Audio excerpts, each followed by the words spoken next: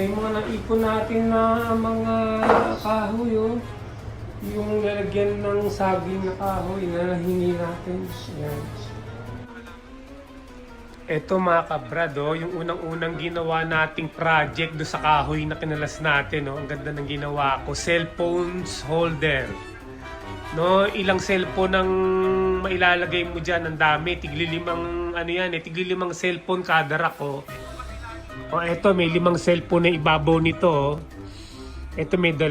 Dito pa, pwede pa 5 dyan. Meron pang 3 bakante. Yan, oh. Ang ganda, no? So gagawa pa ako ng marami para baka sakaling maibenta ko yon. Ito, yan, oh, yung likuran ng cellphone rack, oh. Oh. No? Yan, oh, tignan nyo. Pinaikutan ko siya, oh. Ang ganda cellphone rack, oh.